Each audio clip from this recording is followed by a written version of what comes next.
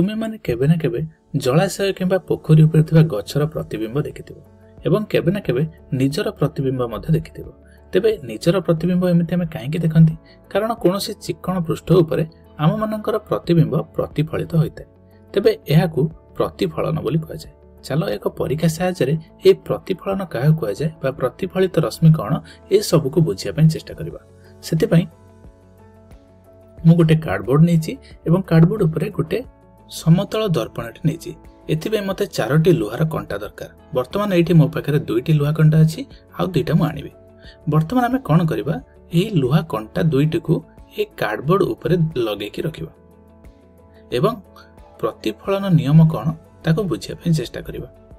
ठीक अछि। तबे वर्तमान लक्ष्य कर मु एथरो गोटिए लोहा कंटा को नै एठी एमते रखि दउछि। ठीक अछि। रखि साला परे आउ गोटे लोहा कंटा को मु एमती किछि एठी रखुछि एवं आमे जदि एही समतल दर्पण देखिबा सेमानकर प्रतिबिंब आमे पछरे देखि परिबा। ठीक अछि। वर्तमान मु आउ 2टी लोहा कंटा को आनी एही प्रतिबिंबर सीधारे एमिति मजारे रखिबि जेमिति के एमाने एका सरल रेखा रहिबे। सेमानकर प्रतिबिंब सहित लोहा कंटा गुडिक एक सरल रेखा रहिबा निहाती आवश्यक। तेबे सावधानतार सहित लोहा कंटाटी 2टी को सरल रेखा रखि सारला परे आमे देखुचंती एही ओरिजिनल वास्तविक लोहा कंटा 2टी से छवि सहित एका सरल रेखा रचंती। वर्तमान सावधानतार सहित आमे लोहा कंटा गुडी को उठाई दबा एवं सेमानक आमे जेउ स्थान रे कार्डबोर्ड ऊपर रखिथिले ताहाकू गोला साहाय्य रे मार्क कर दबा। ठीक अछि। वर्तमान एमते कर सरला परे आमे सरल रेखा 2टी को जोड़ी की देखिबा। वर्तमान मु याकू जोड़ी देली एवं याकू आंकी सरला परे पृष्ठ प्रति एक लंब अंकन करबा।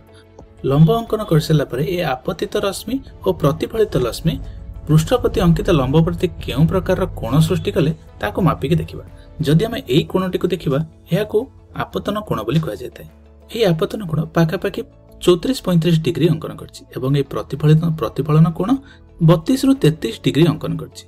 एहा पाखा पाखी समान अटे। एक्जाक्टली काहेकि समान हेलानी काहेकि ना आमे जते बेले पिन गुडा को कार्डबोर्ड ऊपर दाग देथिले सेते बेले किछिटा त्रुटि हेइथाय पारे। तेनु याकू अति सावधानतार सहित अंकन करिया को पड़े। जदि आमे एक सरल रेखा अंकन करिबा एवं ठीक आपतन कोण एवं ठीक प्रतिफलन कोण मापिबा ताहाले ए कोण 2टी समान ही आसीबो। तेबे जानि रख जे आपतन कोण एवं प्रतिफलन कोण सर्वदा समान अटे। तेबे चलो एही परीक्षा को पुनश्च एक लेजर लाइट साहाय्य बुझिया पई चेष्टा करबा। वर्तमान देख मु ए समतल दर्पण ऊपर एक लेजर लाइट को मारुछि एवं लेजर लाइट रो आसुथबा आलोक ए कागज ऊपर पडुछि। वर्तमान एमाने जेउ रास्ता दे जाइतिले सेतरे हम आपतित रश्मि एवं प्रतिफलित रश्मि अंकन कले एवं पृष्ठप्रति एक लंब अंकन करबा। लंब अंकन कर सारला परे आमे देखिबा माने 2टी कोण सृष्टि कले।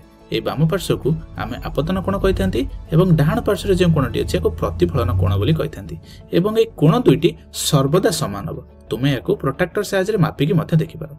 तेबे पूर्वरु आमे जहा पढिथिले जे तुमर छवि बा प्रतिबिंब जे जल ऊपर सृष्टि हितला एवं गछर प्रतिबिंब मध्य जल ऊपर सृष्टि हितला एगुडिक एही प्रतिफलनर नियम को ही पालन करिथांती। सेति पई हमर प्रतिबिंब देखा जायताय।